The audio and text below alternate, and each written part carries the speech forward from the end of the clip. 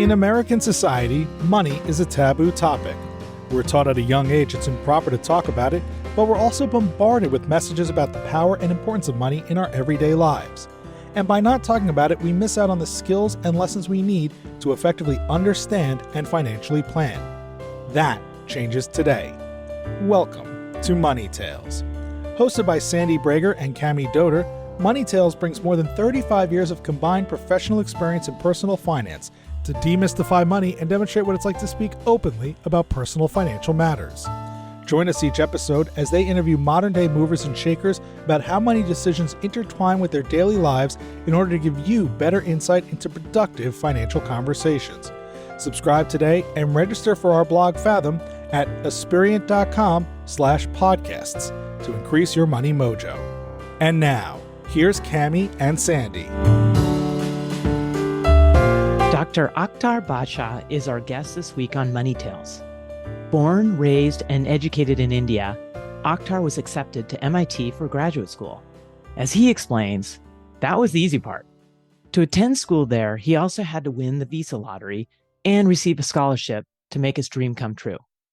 Fortunately, the stars aligned for Akhtar. From there on, his life was shaped by people asking him to do something different from what he'd been doing all along the way. As a curious and mindful person, Akhtar often said yes. These yeses led him to the enviable position of leading Microsoft's philanthropic efforts for 10 years, where there was no shortage of money conversations. Today, Akhtar is Chief Catalyst at Catalytic Innovators Group, where he advises organizations and individuals to catalyze their strategy focused on social and philanthropic investments.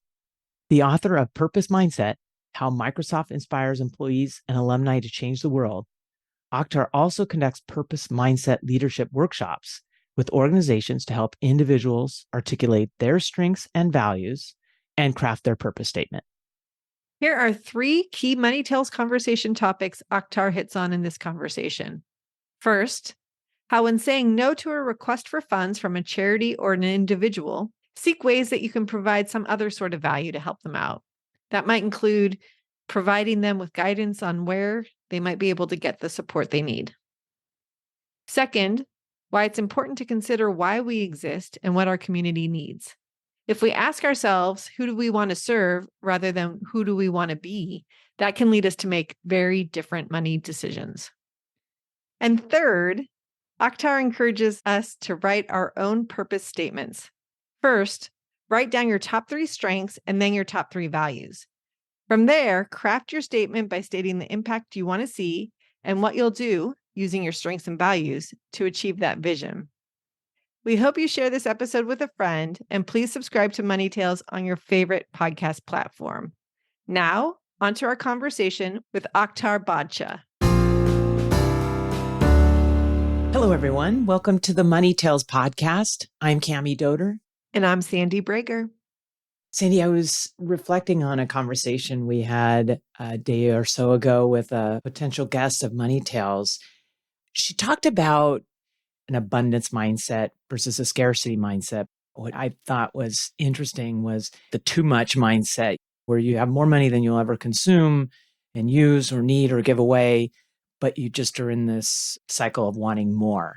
I've never really thought of it that way. I've really been so focused in our conversations around scarcity mindset and then beyond that. I think the key there is mindset and being aware of the mindset we have and how it's influencing the decisions we make, our outlook into the world, and especially when it comes to money, how it impacts our relationship with money, whether it's causing us to be focused on material items, whether it's having us focus on just saving and investing and not spending money and maybe getting in the way of us enjoying life, or maybe it's allowing us to use money in a way that's aligned with our values and what's most important to us. Sandy, that's what really struck me. There's a mismatch, not an understanding of what the money's for. What are your values? So as a result, you need to keep pursuing more money. And I thought that's an important concept to talk about and really applicable for our next guest. Absolutely. So along those lines, I'd like to introduce our guest today, Dr. Akhtar Badshah. as I like to call the purpose mindset guru. It's great to have you on the Money Tales podcast. Thank you very much, Tammy and Sandy, for inviting me, and I'm looking forward to this conversation. Akhtar, would you introduce yourself and provide, if you could, a couple pivotal moments? We'd love to know those things in life, those lightning strikes that happen that really impact who you are today. So I have a very unorthodox journey. I'm an architect by training, but I went into architecture after first wanting to be a nuclear scientist. But couldn't hack it. It's really not my forte. Went into architecture, got admitted to architecture school, did very well, got admitted to MIT to come and do my master's, taught at MIT for a decade, moved into the nonprofit sector, started a nonprofit focused on technology and the digital divide in the early 2000s, became the head of Microsoft corporate philanthropy for a decade. And now, having done a lot of these in various sectors, it just gives me a license to do whatever I want. And I do it through teaching, through consulting, through writing books and helping people discover their purpose and change people's minds. So in some ways, that's my journey. And at each point, the inflection points were really interventions that were made by people that just asked me to do something. In almost all of these cases, they were just very different areas where people asked me, hey, come and do this. And I decided that, yeah, sure, why not? The power of people and the impact we all make. Sometimes we don't even know it.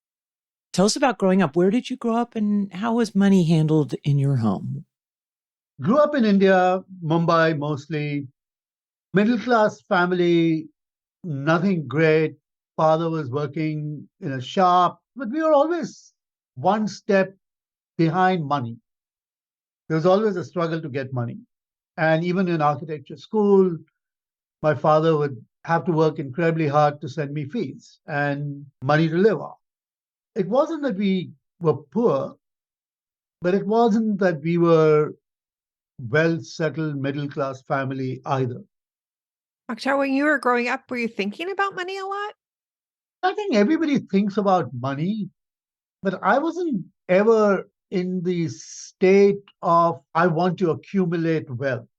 When you're studying architecture, you're essentially saying, I'm going to become a professional, I'm going to have a practice, I'll do some amazing contributions in architecture, and I'll be fine.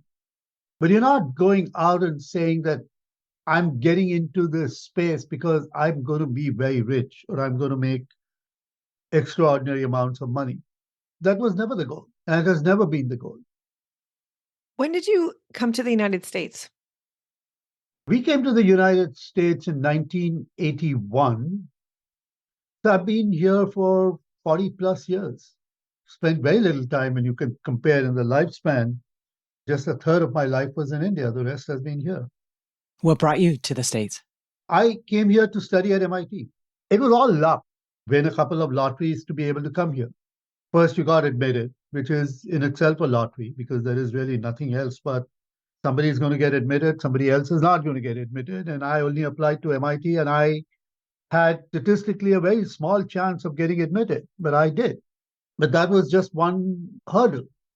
Then I had to get scholarships. Otherwise, there was no way I was coming here. So that was another hurdle to get scholarships to come here. Then the third hurdle is to get a visa to come here. 1 in 10 applicants that come in as students get rejected for visas. So you kind of go through all of that and then you land up here and then you kind of look at it and say, okay, it's not because I had the money that I could come here. It's not because I had connections that I was able to get a visa or anything else. I hit the lottery and there were so many other colleagues of mine and friends who did not. They got admission, but their visa got denied. So life just takes a very different trajectory. And so that's how I landed up here. It wasn't because I was some super smart, extraordinary talent or anything. You were super smart, you were extraordinary, but that doesn't guarantee success. Does that impact your perspective on life and money? I assume so. I also happened to marry, and we were married before I came here. And my wife was also an architect, but was also very good at numbers. So I've never paid a bill. I don't know my bank accounts at all. It just so happened that I was fortunate enough where I had a partner that was more focused on these things that allow you to live, that I didn't have to focus on it. I live in this la la land. I'm curious, transitioning your life from India to the United States, what impact did that have on your perspective around money? I really don't know, to be honest. We were poor students at MIT. You had to work, you had to pay tuitions, I had to take out loans to go through the US, and you did all of that, and you basically worked hard and you had stuff. We thought we were great. We were in the US. We were living in Boston. We were at MIT. We were getting exposed intellectually to things that I would have never got exposed anywhere in the world. The kinds of people that came, the people you could interact with, and connections you made. And then I was fortunate right after I graduated to start teaching. And that opened up whole new avenues. My wife was studying, she graduated, she got a job. We were trying to raise a family. At some point, you start thinking about saving and accumulating and going through the American dream. We got to buy a house, we got to save, we got to get cars, we got to do this, you got to do that. That's what we did. But at the end of the day, for us, we were just fortunate to be doing things that were, in my mind, extraordinary at that time. Tell us, Akhtar, what an exciting time for you to join Microsoft and head their overall corporate philanthropy. Tell us about how that came about. It was accidental. I was running a nonprofit here. I had a lot of folks on my board who were ex-Microsoft. One thing led to another, and the new head of the corporate and government affairs joined. They were looking to hire a new head for their philanthropy. We met, we had a conversation. I helped them with a presence at the World Summit on Information Society. At the NGO exhibit hall, we set up a big Microsoft pavilion, and I managed all of that. At that time, Microsoft was one of the most hated companies. It was the evil empire in 2003.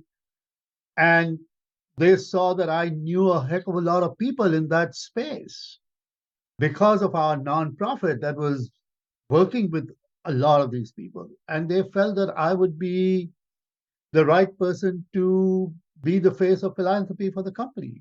And we had a debate whether I'd be better off outside or inside, and eventually decided that running Microsoft's philanthropy would give me a much broader platform. And that's what it did. This sounds like a job where there's a lot of money decisions involved. Oh, yeah. The clients that we work with, many of them are philanthropic, and they set up their own private foundations or donor advised funds. And I'm curious, as someone leading a large philanthropic organization, what did you learn about money, especially in terms of using money to solve problems that exist today quickly versus pouring into problems that don't have easy solutions and might need a lot of time and money? My job at Microsoft was to say no. Because there's so many requests. There are just more requests than we could ever handle. And being the head of philanthropy, I was the guy that was tasked to say no. There was a team where we made decisions, and then they would go out and say, we will accept your application, or we want to partner with you. And my job was to say, okay, we can't give you money. How do I treat a nonprofit organization that has come to us seeking for support and treat them with dignity and respect, and figure out ways by which we could still keep them in the ecosystem of Microsoft without writing them a check? So I had to say no to Bill Gates, and I had to say no to Steve Ballmer, and I had to say no to executives that would come and say, hey, what about funding this? And I had to say, no, this is not our priority area. We have a particular focus. It has to fit within the focus. And these guys were all very good. They absolutely understood and said, yeah, fine. So I had to learn how to say no. without burning bridges, without getting people upset. And that required far more tenacity than just saying yes to everybody. Because everywhere you went, you had that neon light on your head that said Microsoft dollars. I was the most popular guy anywhere. People invited me, people wanted to meet with me, people wanted to invite me to a party and to events and meet heads of state, and everybody thought I would write them a check. And it's a very different world that you're living in. You're living in this weird environment which is not real. And my wife would have to kind of tell me, hey, you go to these things and you come back. Don't expect me to do your laundry. Celebrity status. Yeah, that you are where people carry your bags and you get whatever you want. And then you come home and you are us.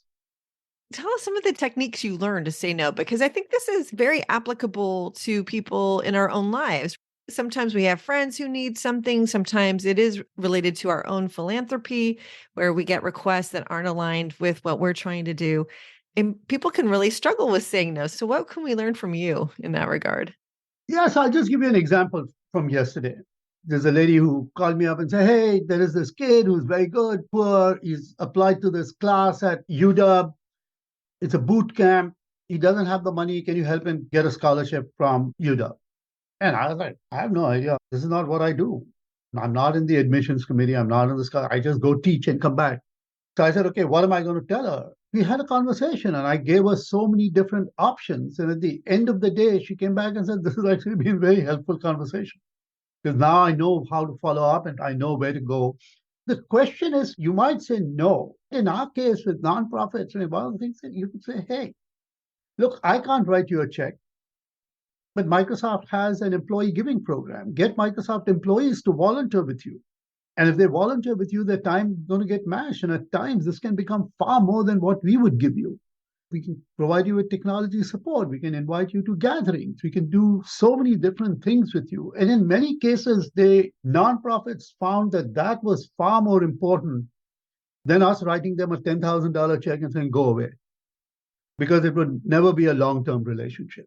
So the question is to get people to feel, first and foremost, that you're actually listening to them. Second, you're respecting them. Third, you actually understand what they're trying to do. And then providing them with some guidance of where they might be able to get support.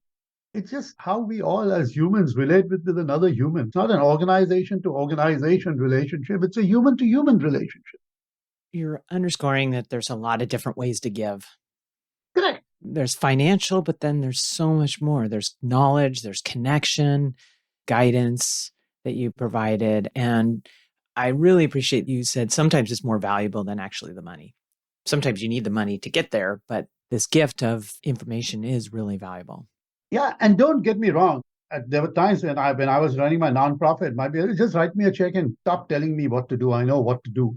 So I understood that because I came from that sector, having got thousands of no's for every one yes. People would cross the street when they saw me coming, so they know that he was going to beg for money. How fascinating to go from one side of the fence, running your own nonprofit, to being on the other side of the fence. And I'm back on the other side of the fence. This is reality in life. You've got to be able to experience everything. Akhtar, Cami mentioned before that you're purposeful mindset guru. Tell us how you began to zone in on purpose and what role having a purpose mindset can play in our lives. So my wife joined Microsoft in 93 when we were on the East Coast. And then we moved here in 98. But I would see that Microsoft had this employee giving program where employees would get together to raise money for various causes. And I thought, look, I said, who are these crazy people? Why are they doing all this? And then we land up here, and then I ran that program. And it always fascinated me as to why in a cutthroat company like Microsoft, which is all of these guys who would step over grandmother's face to sell software, had this other side of being engaged in the community, being part of the community, contributing to the community. And so the book was basically telling that story, a story of a company which I think has made far more impact through how Bill Gates, Mary Gates, Bill's mother, Bill Gates Sr., Bill Newcomb, the chief legal officer, all focused in on looking at creating an environment in this hyper competitive company with young engineers that were going to change the world through technology, giving them an opportunity to get rooted into the community through the employee giving and volunteer program, where they basically felt that these were the people that were going to grow up here. They were going to get married here. They were going to have kids here. They were going to fall sick here. They work 18 hours. Otherwise, they will never engage in the community. So what avenues do we give? And in that, they actually created an environment where people became purposeful. Now, how do you think about extending that? Money is transactional. And our mindset has been a transactional mindset. We get our kids to grow up that way. We get ourselves to grow up that way. Everything is focused on who we are and how we show up versus why do we exist? Why do we exist? Why do we even need money? Why is money the driver? Why isn't humanity the driver? Why isn't community a driver? So we've grown up in this hyper-competitive growth environment where it's created this environment in which we are not thinking about anybody else except ourselves. Which is not to say people should not make money, which is not to say people should not go to work, which is not to say that people should be only giving back their money. I don't believe in giving back. I believe in investing. How do you kind of get people to understand that at the end of the day, we only exist in a community? What are your thoughts on that? How do you do that? The work that I do is working with organizations and individuals and getting them to understand their strengths, their values, and craft a purpose statement for themselves. Why do they exist? And then help them guide through how that can show up in the way they live for themselves, for their family, for their community, and in their work.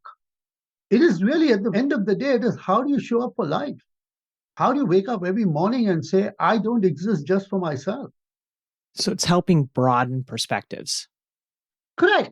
And in that approach, you are now saying that I'm focused on the greater good, extending the common good. That I'm making money because I want this world to be a better place. I'm not making money because I can acquire 10 more things. Yeah, fine, acquire your 10 things. But at the end of the day, it's going beyond your closed environment into a much broader environment and actually looking at the world with a singular lens of abundance. There's that word again, Cami. Yeah. In my book, I articulate these 5 principles of a purpose mindset. The first is apply your strengths, recognize your strengths, and show up with your strengths and not your weaknesses. Put on a lens of abundance. Third, focus on not doing things the right way, but doing the right thing. It is not about efficiency, it is about effectiveness. Ignite movements. It's not about building organizations, it's about igniting movements. Movements bring about catalytic change. And how do you show up to do that? And eventually it is how do we be on that path from generosity to empathy to compassion?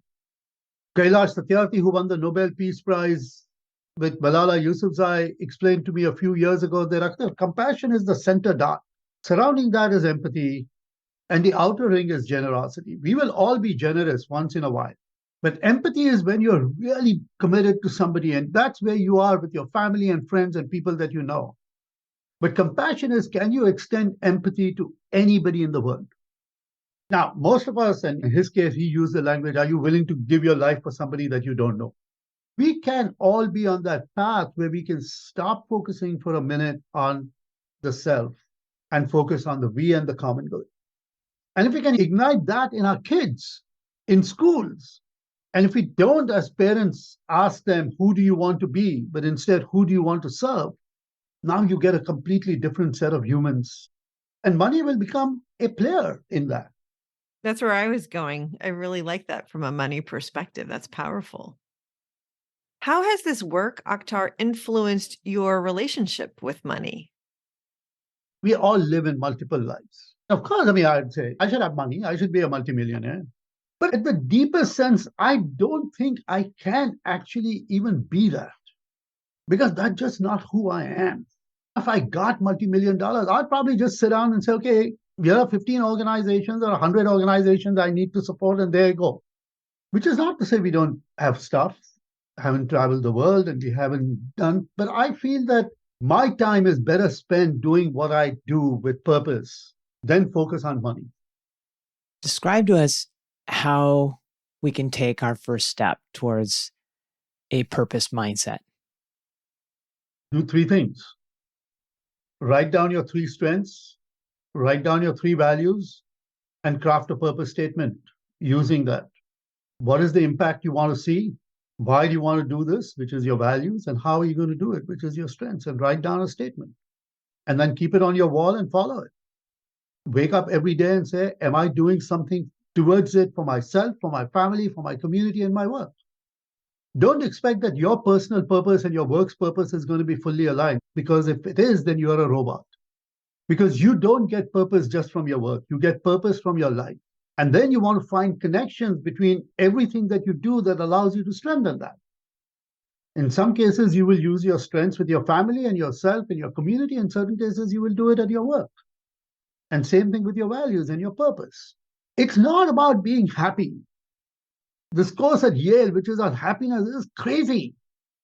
Say more about that, would you? Happiness is fleeting. It's a temporary sensation. You can't be happy without being sad. There's just no way. There is no white without black. There is no light without dark. So for us to actually say that I'm only going to be in light and I'm only going to be happy, but it's more about being content. It's how am I going to be content? It's contentment. Akhtar, I'm really curious in your response to this next and final question. What's your next money conversation going to be, and who is it going to be with? I like to have conversations around humanity. Humanity is about discovering yourself and your place within a larger context. Money is a piece of it, but money is not the driver of it. If you're just living to make money, then we're kind of missing out on lots of things. Then you're not looking out like I am on a beautiful sunny morning in Seattle with blue skies, white mountain peaks, and a lake in front of me. We live in a place which is unique. It's this pale blue dot that Carl Sagan talked about. And everything that we know and we experience of humanity has happened on this little pale blue dot. And this pale blue dot only survives because we as humans are focused on humanity perspective and nothing else. We have no other place to go till Elon Musk takes us to Mars or somewhere else. But you are not going to replicate this pale blue dot in its uniqueness and its beauty anyway, yet. So our job as you wake up, and when I talk to people, is about that. Thank you for doing so, and keep it up. We really appreciate you bringing your thoughts and ideas and history with us and our listeners. Akhtar, would you share, how would someone reach you if they're interested or find information about you? LinkedIn, send me a note, reach out to me, follow me. We have a LinkedIn site, Purpose Mindset. Follow us there, join us, tell us how you are using your strengths and values and purpose. Right? I mean, somebody wrote a purpose statement for me which said that I want to wake up every day and be kind. Yeah, how difficult that is. So just be kind. If you have money and you want to make money, be kind. Thank you so much, Akhtar, for joining us on Money Tales. Thank you. I really appreciate this conversation. Thanks for listening to the Money Tales podcast. If you've enjoyed this episode, share it with someone you think would benefit from listening, and leave us a review on your favorite podcasting platform. Your ratings and reviews help more people find our podcast. If you're inspired to gain clarity and peace of mind about financial matters, don't hesitate to reach out to our team at Aspirient. Go to aspirient.com/start a dialogue. Or you can email Sandy and me at podcasts@aspirient.com. See you next time.